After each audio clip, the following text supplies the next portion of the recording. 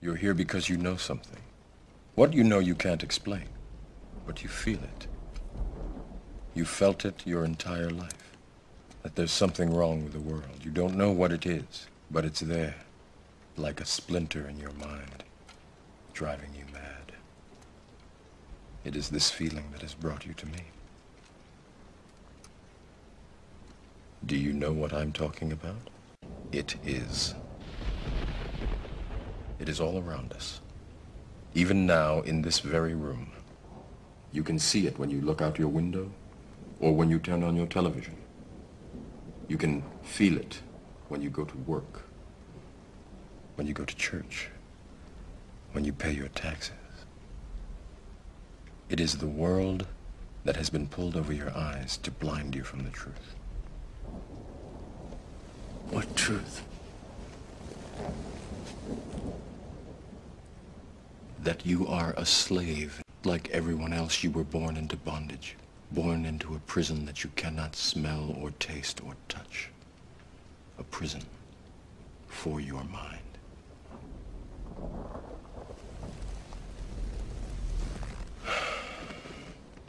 Unfortunately, no one can be told.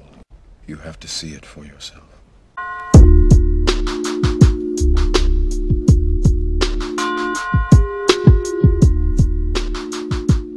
The man in the middle left Africa to go into Europe at a time during what is called the final or the last glaciation.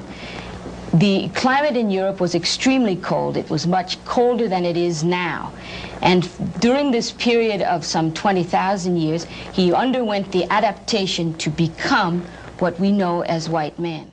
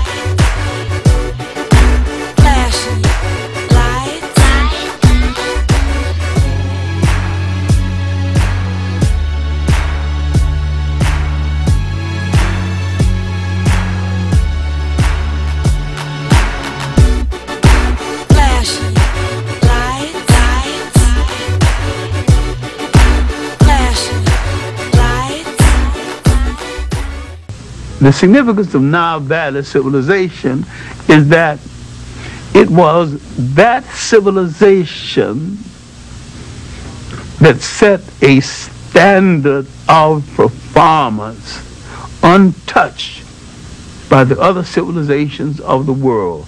And people are reluctant to give an African credit for a creation that happened in Africa.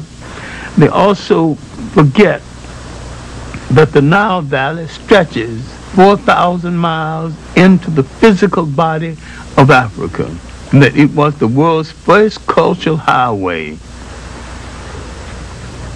For centuries, Eurocentric scholars had rejected the idea that the mighty Egyptian empire was in fact created and maintained by black Africans. The concept that Western civilization was the product of non-white intelligence, imagination, technology, and spirituality was unacceptable. When you study the ancients of your own people, not the damn Arabs, glorying in Arab history, study your own history. If you study your own history, you will know that the Kaaba that sits as the spiritual center of the Islamic world has a root in your African mama and your African daddy and your African great-grandmother and great-grandfather and down the line. When you study the Medu Neter of ancient Egypt or Kemet, you will know that the Kaaba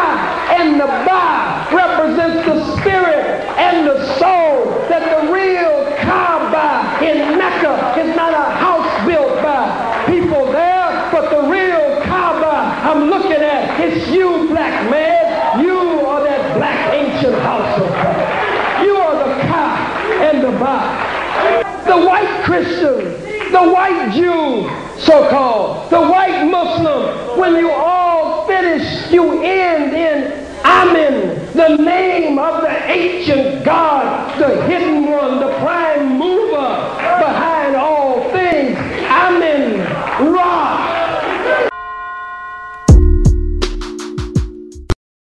Science, music, literature, drama, the whole culture, particularly the religion of all the people of Asia, can be traced directly to the Africans of Asia. The world owes a debt to the Africans of Asia. In this book, called The Gods of Northern Buddhism, we find a name, the Asian name of the supreme deity of the universe. His name is Sambo. They say when nothing else was, Sambo was. The name of the God of the universe to the people of Asia. And there are many places that carry this name. This is a depiction of Sambo. This is not an African statue. This is from Asia. And many places in Asia are called Sambo Judasia, the land of the descendants of Sambo. Negas, the divine people of Buddhism. This is a 2nd century depiction of Gautama the Buddha being given his first bath by the divine people of Buddhism called Negas, a tribe in Asia called Negas, the divine people of all the people of Asia, symbolized throughout Asia by the serpent or the dragon. That is their symbol. The Nega means serpent or dragon, the snake, found at the entrance of every temple. The Nega on the roads, on the hills, in the caves, the symbol of the Asiatic black man, the tribe called the Negas, the divine people. There are cities also throughout Asia that carries this particular name, Nega. It can be seen at all ceremonies dealing with worship of God. From the Nile Valley to the Indus Valley, on tombstones, a symbol of immortality because of the serpent's ability to change his skin is a sign of never dying, and is used throughout the planet Earth, North, South America, Egypt, Asia, Africa, throughout the world. It's the symbol of life after death, the Nega, the serpent. In all ancient cultures, in all ancient religions, the serpent is the symbol, the Nega, the symbol of divinity, of God. The original inhabitants of Southeast Asia was called the Mons, an African tribe, the descendants of Sambo, the Asiatic black man. He is a human being of flesh and blood. He comes as a teacher, as a manifestation of God. His teachings are called the Dhamma. He is called the Buddha, the intelligent one, the one who has achieved intelligence, or the genie, the conqueror. He comes to explain the laws. The dancers of God, those who played the music for Osiris, the features of the Twa are the features of the Twa that you find here in America. Yeah, there's some strong black stuff going on in this building. Go grab some of the white folks walking around the corner and come over and see if, ask them, tell them that this is from Ghana and see if they can tell the difference. Africans discard the psychology and propaganda of all other people. I'm trying to tell you Africans what we got to do to get ourselves out of the lion's den that they made for us. I know you think you get joy out of it. What you get is anesthetization out of it. It doesn't deliver you. It puts you to sleep. You running and getting happy because you don't feel nothing. Global 2000, the report to the president.